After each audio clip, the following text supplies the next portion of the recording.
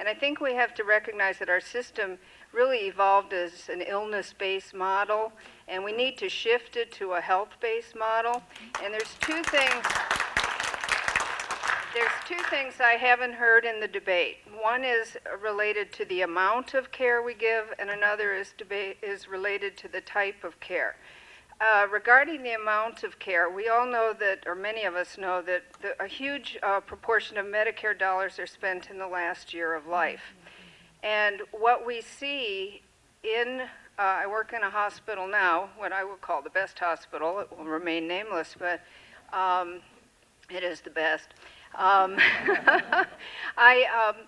What we need to have is a dialogue not only about how we want to live, but how we want to die. And we need to see that not only, more is not better. We have a very highly technological system. We can do a lot of things to keep people alive.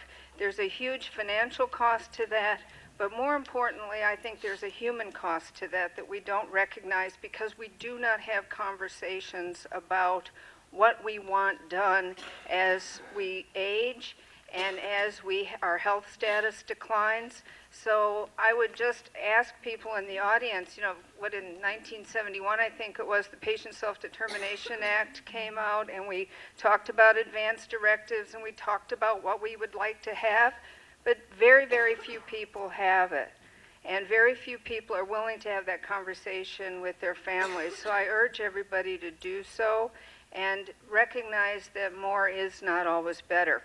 The other thing, and I'll be quick, is the type of care we offer. We have an allopathic model that is based, as I said, on illness.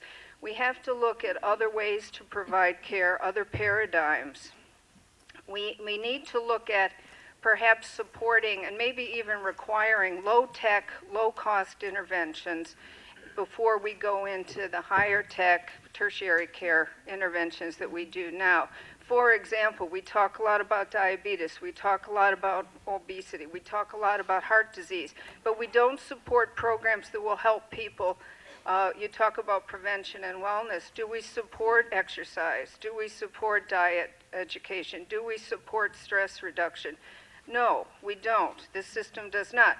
Will we pay for a coronary artery bypass graft? Will we pay for dialysis? Yes. But we don't pay for anything early on to help somebody to keep well. So those are two things that I think I am not hearing enough of in the debate, and I think we need to talk about it. We don't just give token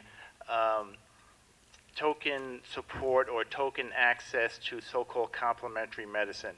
It should have the same access and benefits as major allopathic medicine. I'm talking about chiropractic, traditional Chinese medicine, massage, and whatever else it is that is licensed that helps people get well.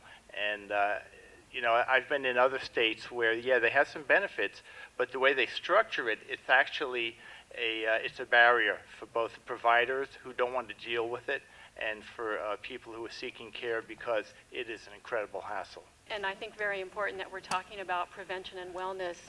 And I think it's going to be even more interesting to discuss how do we find effective interventions, effective means to incorporate wellness and prevention.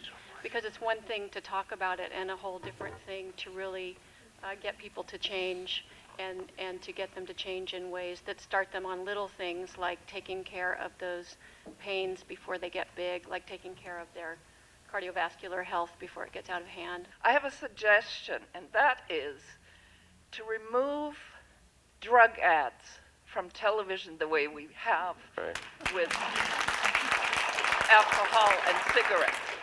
It creates a tremendous need for drugs that aren't appropriate necessarily or needed. What I don't see, and I want to thank you for putting the bill on your website. That way we could go over the paragraph by paragraph. What I didn't see in that bill was any mention of the professional liability change and reform that is needed in Hawaii. I was chair of the legislative committee for the Hawaii Medical Association in 1977. We started then trying to get Hawaii to adopt the same format as is present currently in California.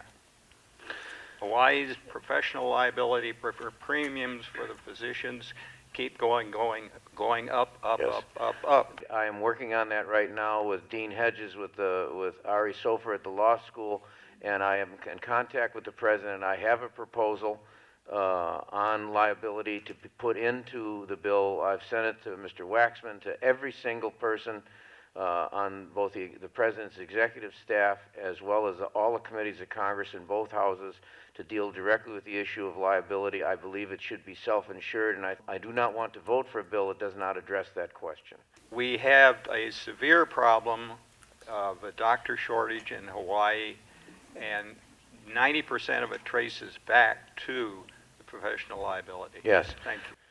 But the systems are just awful. And the only way to resolve the problems with the system is with single payer. And my goodness, for all of you who are not familiar with it, look on your website. Look at Physicians for National Health Program. They have an excellent website. They have all the information. They have reasonable, rational arguments. They have the bill.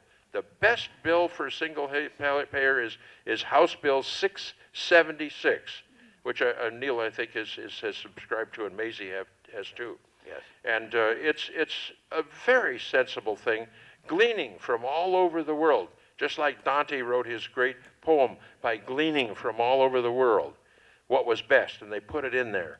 And it was initiated by a bunch of doctors, not insurance executives, not hustlers, but doctors at Harvard Medical School.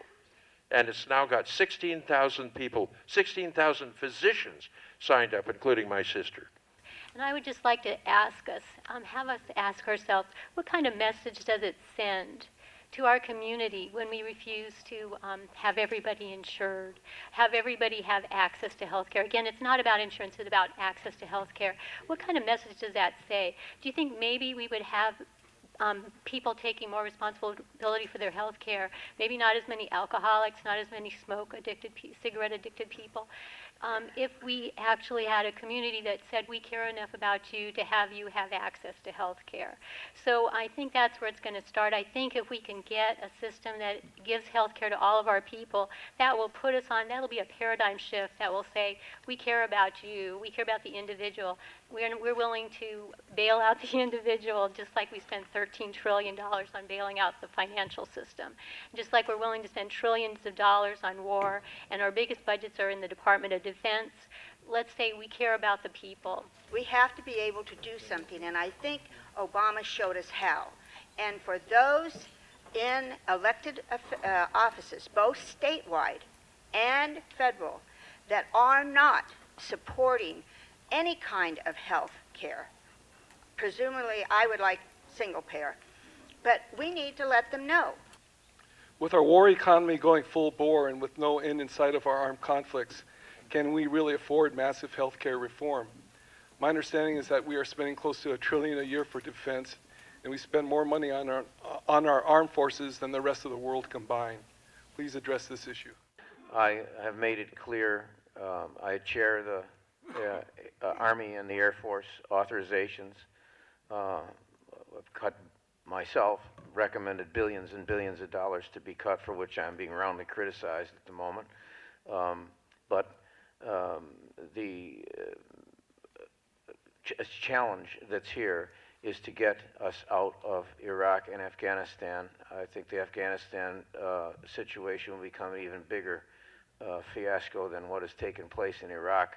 It can't be settled all here tonight, but I can assure you that I am working every single day in the position of authority that I have right now to try and make that case both to the Secretary of Defense, to our fellow members in the Congress, and obviously to the President of the United States. And we're going to try and put this all together. I thank you all very, very much for your aloha tonight and for your willingness to not be cynical or skeptical about the possibility of actually succeeding this time. Because of you, your interest, the intensity of your interest and commitment, we're going to carry through on this. Thank you all very, very much.